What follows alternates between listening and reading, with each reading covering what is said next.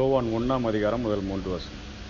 யோவான் 1 ஆதியிலே வார்த்தை இருந்தது, அந்த வார்த்தை தேவனிடத்தில் இருந்தது, அந்த வார்த்தை தேவனாய் இருந்தது, அவர் ஆதியிலே தேவனோடு இருந்தார், சகலமும் அவர் மூலமாய் உண்டாயிற்று, உண்டானது ஒன்றும் அவராலே அல்லாமல் உண்டாகவில்லை. நேற்றைய தினத்தில் ரொம்ப விரட்டி செய்தியை பார்த்தோம். ஒரு முடிவு. துதிகளில் ஆரம்பித்த லூக்கா தன்னுடைய சுவிசேஷ புத்தகத்தை துதிகளில், அதாவது மரியாளின் பாட்டு, தேவதூதர்கள் பாட்டு, சகரியாவின் பாடல் என்று அநேக பாடல்களை தொகுத்து கொடுத்த அந்த லூக்கா கடைசியாக தேவனை துதிக்கிற அந்த காரியத்தோடு கூட அந்த அதிகாரத்தை முடித்ததை நம்ம பார்த்தோம். அந்த அதிகாரம் தொடங்கும் பொழுது மிகுந்த 24ஆம் அதிகாரம் மிகுந்த கலக்கம். இயேசு கிறிஸ்து கல்வாரி சிலுவையில் அறையப்பட்டு விட்டார். இன்றைக்கு பாடுகளை உங்களுக்கு வரும் அப்படின்னா நம்ம அதை அப்படியே ஏற்றுக்கொள்கிறோம். உங்களுக்கு ஆசீர்வாதம் வரும் அப்படின்னு கொடுக்குற வாக்கு தத்தங்கள் நம்ம நம்புகிறதற்கு மிகுந்த பிரச்சனை உள்ளதாக இருக்கிறது என்பதைத்தான் அந்த பகுதிகளிலேருந்து நம்ம கற்றுக்கொள்ள முடியும். அவர் மரித்ததை பார்த்துட்டாங்க, அடக்கம் பண்ணப்பட்டதை பார்த்துட்டாங்க, ஆனால் கல்லறை திறந்திருக்கிறதையும் பார்த்துட்டாங்க. ஆனால் உயிர்த்தெழுதுகிறதை நம்புகிறதற்கு எங்களை ஸ்திரீகள் பிரமிக்க பண்ணினார்கள். சில சீஷர்கள் போய் எட்டி பார்த்து கல்லறை திறந்திருக்குது, துணி தனியாக சுற்றி அப்பவும் எங்களுக்கு பிரமிப்பாக தான் இருந்துச்சோ ஒழியா உண்மையா பொய்யா அப்படிங்கிறதே தெரில, நம்ப முடியலன்னு சொல்லி தான் எம்மாவூர் சீஷர்கள் சொல்லுகிறார்கள், தங்கள் இருதயத்தை வெளிப்படுத்துகிறார்கள்.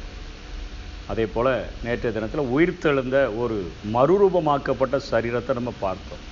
பவுல் சொல்லும்போது சொல்லுகிறார், நம்ம ஒரு நொடி பொழுதில் ஒரு இமை பொழுதில் மறுரூபமாவோம், அப்பொழுது அவர் இருக்கிற வண்ணமாகவே நாம் இருப்போம் அப்படின்னு சொல்கிறார். அப்போ அவர் இருக்கிற வண்ணமாகவேன்னா நம்ம கதவை நமக்காக யாருமே என்ன செய்ய முடியாது, பூட்டி வைக்க முடியாது. பூட்டப்பட்ட அறைக்குள்ளேயும் வரலாம், பூட்டப்பட்ட அறையிலேருந்து வெளியேயும் போகலாம், திடீர்னு மறைந்து போகலாம். பரலோகத்திற்கு எழுந்து போகும்பொழுது கூட இயேசு அதே சரீரத்தோடு கூட எழுந்து சென்றதாக லூக்கா சொல்கிறார். எல்லாரையும் பெத்தானியா வரைக்கும் அழைத்துட்டு வந்து அவர்களுக்கு கைகளை உயர்த்தி அவர்களை ஆசீர்வதித்தபடியே மனம் திரும்புதலும் பாவ மன்னிப்பும் எருசலேம் தொடங்கி சகல தேசத்தாருக்கும் நீங்கள் பிரசங்கிக்கப்பட வேண்டியது, அதற்கு உங்களை சாட்சியாக வச்சுட்டு போகிறேன்னு ஆசீர்வதிச்சுட்டு பரமேறுகிற காரியத்தை அப்போஸ்தலர் 1:8 இன்னும் தெளிவாய் பார்க்கிறோம். அப்படியே ஒரு மேகம் அவரை எடுத்துக்கொண்டது. மேகத்துக்குள்ளே அதே சரீரத்தோடு கூட இயேசு போயிட்டார். ஆனால் அவருடைய சரீரத்தில் கைகளில் ஓட்டைகள் இருந்ததை என்ன செய்ய முடியாது, பார்க்க முடிந்தது. விழாவில் இருந்த காயங்கள் அப்படியே தான் இருந்துச்சு. மாம்சமும் எலும்பும் நீங்கள் சொல்கிற மாதிரி ஒரு ஆவிக்கு இருக்காதே அப்படின்னு இயேசு பேசி அவர்களுக்கு முன்பாக மீன் துண்டுகளையும் அங்கே தேன் கூட்டில் இருக்கக்கூடிய துணிக்கைகளையும் வாங்கி சாப்பிட்டார் அப்படின்னு நேற்றைய தினத்தில் அந்த அதிகாரத்தில் பார்க்கணும். நமக்கு தெரிய வேண்டிய காரியம், ஒரு பாடுகளுக்கு பின்பான ஒரு மகிமையை கர்த்தர் நிச்சயம் வைத்திருக்கிறார் என்பதை ஒரு உயிர்த்தெழுந்த, அதாவது இந்த உலகத்திலேயே இன்றைக்கும் எல்லாரும் பார்க்கிறபடி திறந்திருக்கிற கல்லறை இயேசு கிறிஸ்துவின் கல்லறை மாத்திரமே. அவரை அங்கே வைத்தார்கள், அவர் வைத்த இடத்துல அவரை காணலை, உயிரோடு கூட எழுந்தார் என்கிற ஒரு மிகப்பெரிய சாட்சியாக எல்லாருக்கும் பிறப்பு இறப்புன்னு எழுதுனா அவருக்கு கூட ஒரு வேடை சேர்த்து எழுதிடுறாங்க, உயிர்ப்பு அப்படிங்கிற காரியம் அவருடைய வாழ்க்கையில் மாத்திரம், இயேசுவினுடைய வாழ்க்கையில் மாத்திரம் நடந்திருக்கிறத பார்த்து. இப்போ இன்றைக்கி லூக்கா யோவானில் முன்னுரையை பார்க்க போகிறோம். முன்னுரை மாத்திரம் இன்றைக்கி பார்க்க போகிறோம். மத்தேயு குறித்து நான் ஏற்கனவே சொன்னது போல் உங்களுக்கு தெரிஞ்ச உடனே யாராவது கேட்டால் சொல்லணும், மத்தேயு இயேசு கிறிஸ்துவை ஒரு ராஜாவாக காண்பித்தார். ராஜா, அதனால் அவர் ஆபிரகாமின் சந்ததியிலிருந்து அவர் எழுத ஆரம்பித்தார்னு பார்த்தோம். ஒரு ராஜா என்று சொன்னால் அவருக்கு என்ன இருக்கணும்? ஆமாம், அக்பருக்கு தகப்பன் யாருன்னா நமக்கே தெரியணும், பாபர்னு தெரியணும். அது மாதிரி அக்பருக்குடைய மகன் யாருன்னா அவுரங்கசீப்பு, அப்படி தானே இல்லையோ, எனக்கே ஞாபகம் இல்லை, மறந்துடுச்சு, அப்படி சொல்ல தெரியும். முகலாய மன்னர்கள் நம்மை ஆண்டார்கள் என்கிற சரித்திரம் தெரிகிறது போல இயேசு கிறிஸ்து ராஜாதி ராஜாவாக சொல்லன்னும் வாளை ஏந்தி இந்த உலகத்தில் மக்களுடைய இருதயங்களை கவரக்கூடியவராக வந்தார் என்கிறதை ஒரு ராஜ வம்சத்தில் பிறந்தார் என்பதற்கு மத்தேயு ஆதாரமாக ராஜா என்பதை அவருடைய அதிகாரத்தில் அவர் சொல்ல முயற்சிக்கிறார் மத்தேயு. அதனால் அவருக்கு ஆபிரகாமிலிருந்து தாவீது அவருடைய குமாரனாகிய இயேசு கிறிஸ்து அப்படின்னு சொல்லி ராஜாவின் வம்சத்தில் தோன்றினவர் என்பதை சொல்லி கொடுத்தார் என்று நம்ம பார்க்கணும். அதே போல் இதெல்லாம் தூக்கத்தில் எழுப்பி கேட்டாலும் தெரியணும். மார்க்கு எதை காண்பித்தார்னா கிறிஸ்துவை ஒரு அடிமையாக சித்தரித்து காண்பித்தார். கிறிஸ்துவை ஒரு அடிமையாக. எப்படிங்க அப்படின்னு சொன்னால், பழைய ஏற்பாட்டிலே அடிமைனா என்ன செய்யணும்? அவன் ஒரு எஜமானனுக்கு விற்கப்படுகிறான். அவனை அந்த எஜமான் குறிப்பிட்ட காலம் வரைக்கும் வாங்கி வச்சிருப்பார். அவர் எஜமான் இவனுடைய உத்தமத்தை பார்த்து அவனுக்கே ஒரு மனைவியையும் திருமணம் முடித்து வைத்தார். கணவன் மனைவி பிள்ளைகள் பிறந்திருந்தாலும் அந்த குறிப்பிட்ட காலம் வந்தபோது எஜமான் அந்த கணவனை அனுப்பிவிட வேண்டும். அந்த எஜமாட்டி அவனுக்கு கட்டி வைக்கப்பட்ட அந்த அடிமை பெண் இங்கே விட்டுட்டு தான் போகணும். அந்த அடிமை அந்த எஜமான்கிட்ட போய், என் மனைவியை பிரியறதுக்கு எனக்கு விருப்பம் இல்லை, நான் உங்களையும் பிரியறதுக்கு எனக்கு விருப்பம் இல்லை அப்படின்னு சொன்னான். கதவின் நிலை அருகே கூட்டிட்டு போய் அவன் காதில் ஓட்டையை போட்டு அவனை நித்திய காலமாக நீ எனக்கு என்னோடு கூட இருக்கலாம், உன் மனைவியும் உன்னை விட்டு பிரியாமல் இருப்பா அப்படிங்கிற ஒரு அடிமையினுடைய ஒரு நியமனத்தை ஆண்டவர் அங்கே எழுதி வைத்திருக்கிறார் மோசையின் மூலமாக. அந்த காரியத்தை கிறிஸ்து நிறைவேற்றும்படியாக இந்த பூமிக்கு வந்த அடிமையின் ரூபம் எடுத்து மனுஷ சாயலாக வந்த அடிமைக்கு எதுக்கியா வாழ்க்கை வரலாறுன்னு சொல்லித்தான் அங்கே மார்க்கு அவருடைய வாழ்க்கை வரலாறு எழுதலை, அவருடைய பின்னணியை எழுதலை. இயேசு கிறிஸ்து யாருடைய குமாரன் ஒன்றுமே எழுதலை. அவருடைய அடிமைக்கு என்னையா வாழ்க்கையில் பின்னணி என்று சொல்லி அவர் தொடங்கி இருக்கிறார். அந்த இயேசு கிறிஸ்து தான் அங்கேயாவது அடிமைக்கு காதலை மட்டும் ஓட்ட, உடம்பெல்லாம் ஓட்டையிடும்படியாக. எதற்காக என்று சொன்னால், மணவாட்டியாகிய நம்மை எஜமானிடத்திலிருந்து பெற்றுக்கொள்ளும்படியாக. மணவாட்டியை எனக்கு பிரியறதுக்கு மனசே இல்லை, இந்த மணவாட்டியாகிய இவர்களையும் உம்மையும் விட்டு என்னை பிரிய முடியாது என்று சொல்லி தன்னுடைய அன்பின் அந்த வெளிப்பாட்டை உணர்த்தும் வண்ணமாகத்தான் கல்வாரி சிலுவையில் அநேக காயங்களோடு கூட 3 ஆணிகளில் தூக்கி நிறுத்தப்பட்டவரான ஒரு அடிமையினுடைய சரித்திரத்தை மார்க்கு நமக்கு வடித்து தந்திருக்கிறார். மார்க் அப்போ எந்த கோணத்தில் பார்த்தார் என்று சொன்னார், அடிமையின் கோணத்தில் கிறிஸ்துவை சித்தரித்து வைத்திருக்கிறார். லூக்கா என்ன செய்தார்னா, லூக்கா ஒருவர் மாத்திரம்தான் அந்நிய மதத்திலிருந்து மனமாற்றம் பெற்று மனம் திரும்பி கிறிஸ்துவின் வாழ்க்கை வரலாறு எழுதினவர். நிறைய பேர் எழுதியிருக்கிறாங்க, வேதத்தில் எல்லாரும் எழுதினதையும் போட முடியாது.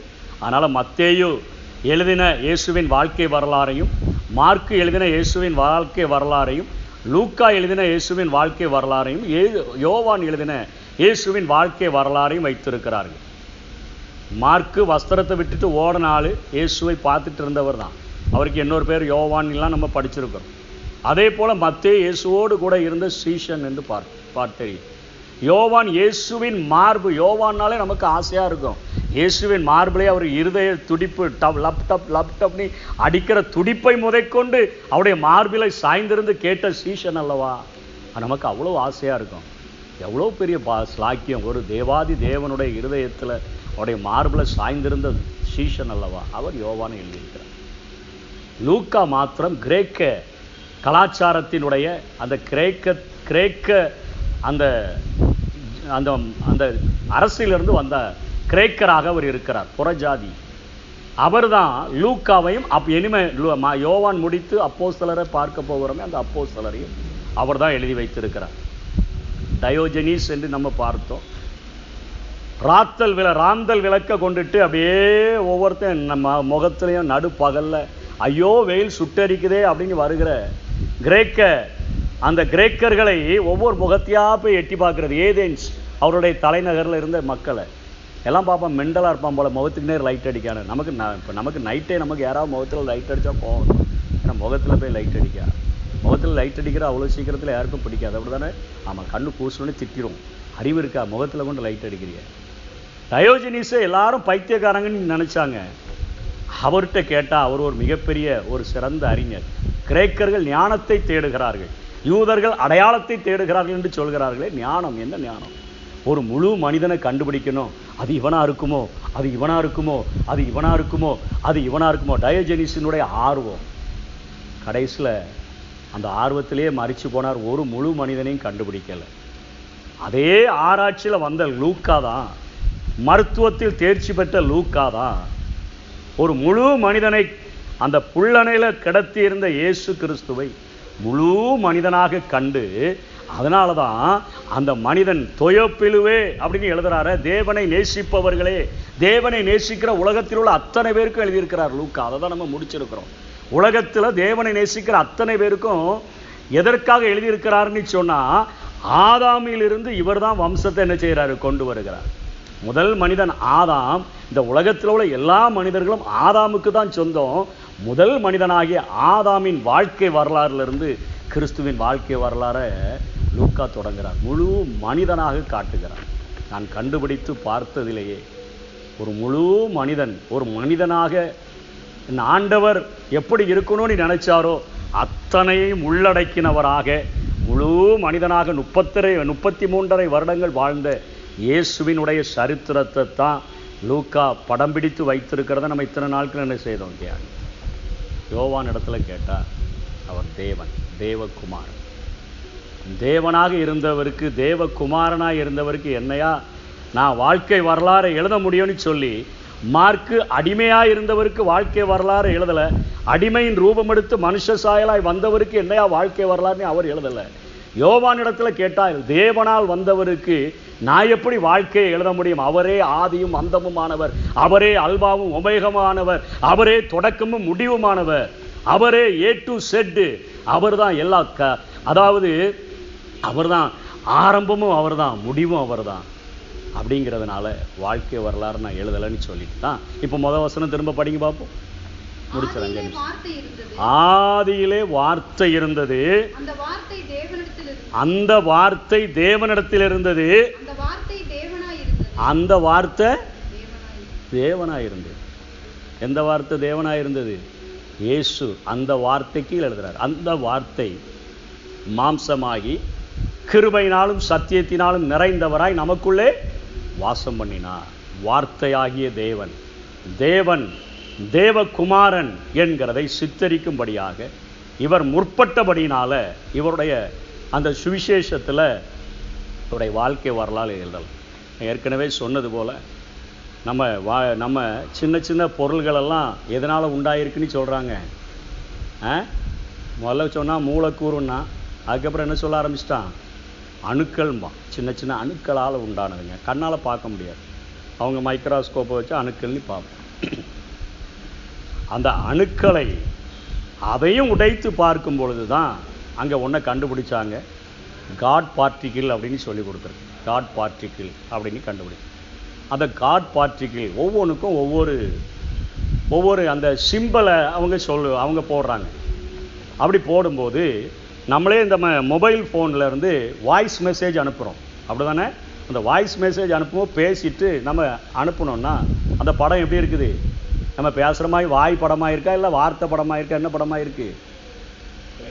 அப்படியே அலைவரிசை, ஒளிக்கற்றையினுடைய பாதை அப்படி தான் இருக்கும். அந்த வரிசை அப்படியே பாரு. அப்போது இந்த காட் பார்ட்டிக்கல் எடுத்து இதனுடைய ட்ராவல் என்ன அப்படின்னு முயற்சிக்கும் பொழுது அதனுடைய ட்ராவல் இப்படி தான் இருக்குது. ஒரு வார்த்தையினுடைய ஒரு வேர்டு, ஒரு சத்தம், அந்த சத்தத்தினுடைய அலைவரிசையாக இருக்கிறது காட் பார்ட்டிக்கல். இது எல்லா உலகத்தில் உண்டாக்கப்பட்ட எல்லா பொருள்களும் எதனால் உண்டாக்கப்பட்டிருக்குது? அணுக்கள். எல்லா பொருள்களிலும் ஒரு பொருள் இல்லாமல், ஒரு பொருள் விடாமல் எல்லா பொருள்களும் அணுக்களால் உண்டாயிருக்குது. அந்த அணுக்களை உடைச்சி பார்த்தா அதுலேயும் சின்ன பொருள் என்னன்னா காட் பார்ட்டிக்கிள். அதனுடைய வேவ், அதனுடைய அந்த அலைவரிசையை பார்த்தானா அது ஒளிக்கற்றையினுடைய அலைவரிசை என்ன செய்து காட்டுகிறது. ஆதியிலே தேவன் வானத்தையும் பூமியையும் சிருஷ்டித்தார். வானத்தையும் பூமியையும் சிருஷ்டித்தார். எப்படி சிருஷ்டித்தார்? இப்போ நம்மன்னா பானையை செய்யணும், நம்ம பெட்டி செய்யணும்னா அங்கேருந்து தொடங்குது. அவர் திலிப்பு கார்கேஷன் ஓட்டி தந்து இங்கே பின்னடித்து காய வச்சாதான் பெட்டி கொண்டு போக முடியும். அங்கே ஆண்டவர் என்ன சொன்னார்? வெளிச்சம் உண்டாக கடவுது. அவ்வளோதான். சத்தம், வாய்ஸ். வெளிச்சம் உண்டாயிற்று. ஆகாய விரிவு உண்டாக கடவுது, உண்டாயிற்று. அந்த வார்த்தை அணுக்களா ஒவ்வொன்றுக்குள்ளும் போய் என்ன செஞ்சுட்டு இருக்குது? கண்டுபிடிச்சிட்டான். நமக்கு தான் தெரில. நம்ம என்ன குரங்குலேருந்து வந்தால் குரங்கு மாதிரியே நம்ம ஆக்ஷன் பண்ணிட்டு அலைய வேண்டியது. வேதம் தெரியாத ஒருத்தன் சொல்கிறான்யா காட் பார்ட்டிக்கிள்னு அதுக்கு பேர் வச்சிருக்கிறான். வார்த்தை, அலைக்கற்றை, அலைவரிசை எல்லாமே ஒரு சத்தத்தினால் உண்டாக்கப்பட்டிருக்கிற உலகமே ஒரு சத்தத்தினால் உண்டாக்கப்பட்டு இயங்கி கொண்டு இருக்கிறதுங்கிறத மனுஷன் கண்டுபிடிச்சு வச்சிருக்கான். அதை தான் யோவான் எடுத்து எழுதுகிறார். அந்த வார்த்தை தேவனிடத்தில் இருந்தது, அந்த வார்த்தை தேவனாயிருந்தது.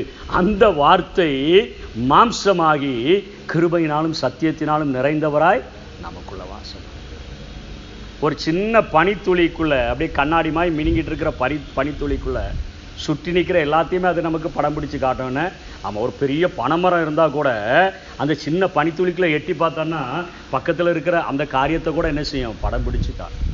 அதே போல தான் ஒரு சிறிய மனிதனாகிய யோவான் மிகப்பெரிய ஆண்டவரை இந்த 21 அதிகாரங்களுக்குள்ள படம் பிடிச்சு அவர் காட்ட முயற்சிக்கிறார். தேவகுமாரனாய் வந்த இயேசுவினுடைய காரியம், அவருடைய இந்த காரியத்தில் அவர் என்னெல்லாம் எழுதலை அப்படின்னு சொன்னீங்கன்னா, சரி அவர் வரிசையாக பார்த்துடலாம். ஒரு 2 நிமிஷத்தில் யோவான் என்கிற பெயருக்கு அர்த்தம் தேவன் கிருபை உள்ளவர் அப்படின்னு அர்த்தம். அவருடைய அப்பா பேர் என்ன அப்படின்னு சொன்னால் செபதேயுவின் குமாரனாகிய யாக்கோபு.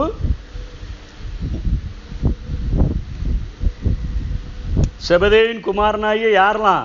இவ அண்ணன் பேர் என்னது? யோவானுடைய அண்ணன் பேர் என்னது? யாக்கோபும் யோவானும். கஷ்டமாக தான் இருக்குது. ஆதி ஆகமத்திலிருந்து இங்கே வரைக்கும் வந்தாச்சு. சரி, தந்தை பெயர் செபதேயு, செபதேயின் குமாரனாகிய யாக்கோபும் யோவானும். பேதுருக்கு இன்னொரு சகோதரன் பேர் என்னது? அந்திரேயா. அது ஒரு தகப்பன் தாய்க்கு பிள்ளைங்க. இது செபதேயு, அம்மா பேர் சலோமே. எல்லா இடத்துலையும் பார்ப்போம் சலோமே அம்மா வந்துடுவாங்க. அங்கே போய் இயேசுவினுடைய சரீரத்துக்கு கந்த வர்க்கமிட்ட இடம் வந்த ஸ்திரீகளின் பேரில் சலோமே எழுதியிருக்கு. அம்மா பேர் சலோமே. அந்த அம்மா தான் ஒரு வாட்டி வலப்பக்கம் இலப்பக்கம் வைங்கன்னு கேட்க வந்த அம்மா. அதெல்லாம் பேரை மறக்காங்க. செபதேயு, அம்மா பேர் சலோமே. இவருடைய அண்ணன் பேர் என்னது? யாக்கோபு. ஏரோதினால் பட்டயத்தால் வெட்டப்பட்டு மரித்தவர் யாக்கோபு.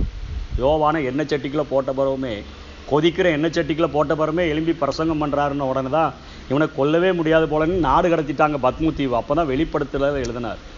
வேதத்தில் யோவான் எழுதின சுவிசேஷம் இவரால் எழுதப்பட்டது. அப்போஸ்தலரை லூக்கா எழுதினார். இவர் அதற்கு பின்பாக 1 யோவான், 2 யோவான், 3 யோவான், வெளிப்படுத்தின விசேஷம், மொத்தம் 5 காரியங்களை எழுதியிருக்கிறார்.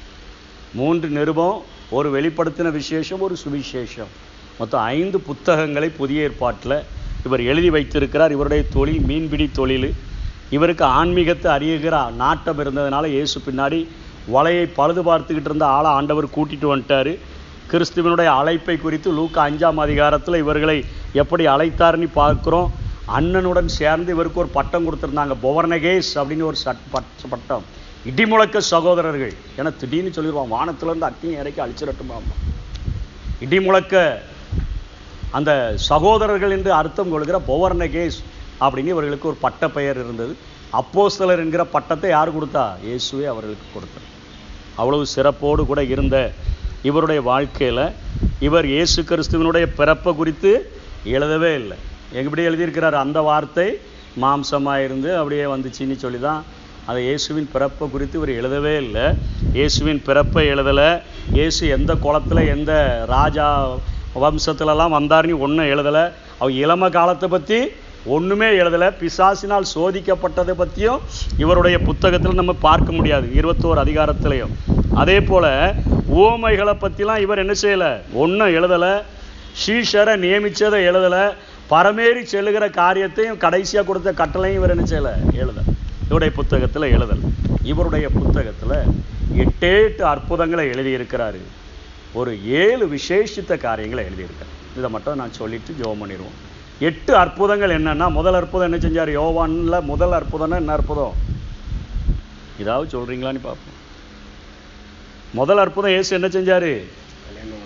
கல்யாண வீட்டுக்கு போனாரு. கானாவூர் கல்யாண வீட்டில் போய் தண்ணீரை திராட்சை ரசமாக மாற்றினாரு. 2வது ராஜாவின் மனுஷரில் ஒருவனின் மகனை குணமாக்கினார்னு 2வது இல்லை, இந்த புத்தகத்தில் எழுதின 2வது அற்புதம். 3வது பெதஸ்தா குளத்துக்கு அண்டையில் போய் 38 வருஷமாக படுத்து கிடந்தவனை என்ன செஞ்சார்? சுகப்படுத்தினார்னு பார்க்கிறோம். அதுக்கடுத்தால 5000 பேருக்கு உணவளித்ததை இந்த புத்தகத்தில் அவர் எழுதி வச்சிருக்கிறாரு. அதே போல் கடல் மீது நடந்ததை, குருடனுக்கு பார்வை கொடுத்ததை, லாசருவை உயிரோடு கூட எழுப்பினதை, பெருமளவிற்கு உயிர் தெழுந்த பிறகு மீன் பிடிக்க வச்சாரே அந்த அற்புதம். ஒரு 8 அற்புதத்தை மட்டும்தான் இவர் தன்னுடைய புத்தகத்தில் எழுதி வச்சிருக்கிறார். ஆனால் நானே அப்படின்னு சொல்லி மற்ற புத்தகங்கள் எழுதாத காரியங்களை இவர் எழுதி வைத்திருக்கிறார். யாத்திராகமம் 3ஆம் அதிகாரம் 14ஆம் வசனத்தில் கூறப்பட்ட அந்த சொல்லுக்கு இணையான வார்த்தைகளை இங்கே இயேசு கிறிஸ்து சொன்னதாக, பயன்படுத்தினதாக இயேசுவின் மார்பில் சாய்ந்திருந்த சீஷன் எழுதியிருக்கிறார். படிங்க பாப்போம்.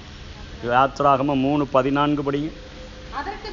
அதற்கு தேவன் இருக்கிறவராகவே இருக்கிறேன், யெகோவா நித்தியமானவர்.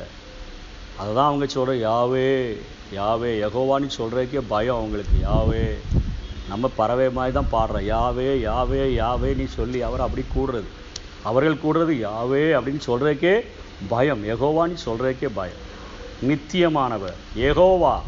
அந்த யெகோவாவாகிய தேவன் தன்னை வெளிப்படுத்துகிறதற்கு இங்கே கையாளுகிற, ஏன்னா இங்கே ஆண்டவர் தன்னை ஒரு தேவனாகவே அவர் சொன்னார் என்பதை இங்கே யோவான் சொல்றாரு. அந்த வார்த்தை தேவனாயிருந்தது அப்படின்னு சொல்றார். தேவனாயிருந்தது, தேவனுக்கு சமமானதை 4 முறை எழுதுகிறார். தேவனுக்கு சமம், தேவனுக்கு குமாரன் என்பதை அநேக முறை எழுதுகிறார். ஒரு முழு வேதாகமத்தின் சுருக்க வசனம்னு சொன்னால் அதை இங்கே தான் எழுதி வச்சிருக்கிறார். ஒரு வேதாகமம் முழுவதிலையும் என்னையா ஒரு கருத்து, இந்த பைபிள் முழுவதும் என்னையா சொல்லுது அப்படின்னு கேட்டிங்கன்னா, யோவான் 3:16 தேவன் தம்முடைய ஒரே பேரான குமாரனை விசுவாசிக்கிறவன் எவனோ அவன் கெட்டு போகாமல் நித்திய ஜீவனை அடையும்படிக்கு, எல்லா மனுஷனுக்கும் நித்திய ஜீவனை தருகிறதுக்கு இந்த வேதம் கொடுக்கப்பட்டது. செத்த பிறகு மறிச்சிடறானா அதோட முடிஞ்சது அப்படின்னு அல்ல, அதுக்கப்புறம் ஜீவன் இருக்குது. தேவன் தம்முடைய ஒரே பேரான குமாரனை விசுவாசிக்கிறவன் எவனோ அவன் கெட்டு போகாமல் நித்திய ஜீவனை அடையும்படிக்கு அவரை தந்தொருளி இவ்வளவாய் உலகத்தில் அன்பு கூர்ந்தார். ஒரு மகா பெரிய தேவனின் அன்பும் ஒரு கிறிஸ்துவினுடைய பலியாகுதலும் இந்த முழு வேதாகமத்தில் சொல்லப்பட்ட அத்தனை கருத்துக்களையும் ஒரே வசனம் ரெஃபர் பண்ணுதுன்னு சொன்னால் அதை யார் தான் எடுத்து எழுதி வச்சிருக்கிறா? யோவான் எடுத்து எழுதி வச்சிருக்கார். அவருடைய மார்பின் இருதய துடிப்பை அறிந்த யோவான் எழுதி வச்சிருக்கிறார். இப்போ அந்த இயேசு தன்னை குறித்து என்னெல்லாம் சொல்றாருன்னு பார்த்தீங்கன்னா, 6ஆம் அதிகாரம் 35ஆம் வசனத்தில் ஜீவ அப்பம் நானே, நாதான்ப்பா ஜீவ அப்பம். அன்னைக்கு வனாந்தரத்தில் புசித்தார்கள், மரித்தார்கள். அந்த அப்பத்தை போல அல்ல, ஜீவ அப்பமாக நான் என்ன செஞ்சுருக்கிறேன், இறங்கி வந்திருக்கிறேன். அதே போல் 8:12 சொல்கிறாரு, நான் உலகத்திற்கு ஒளியாயிருக்கிறேன், நான் உலகத்திற்கு ஒளியாயிருக்கிறேன். அதே போல் 10ஆம் அதிகாரம் 7ஆம் வசனம் 9ஆம் வசனத்தில் சொல்கிறாரு, நானே வாசல், ஜீவனுக்கு போகிற வாசல் நாதான். ஒருவன் என் வழியாய் உட்பிரவேசித்தால், என் வழியாக தான் பரலோகத்துக்கே வரப்படும். என்னை அல்லாமல் ஒருவனும் பிதாவினிடத்தில் வரான், நான் மட்டும்தான் வாசல். நானே வாசல், நானே அப்பம், நானே வெளிச்சமாக இருக்கிறேன், வெளியாக இருக்கிறேன், நானே வாசல்.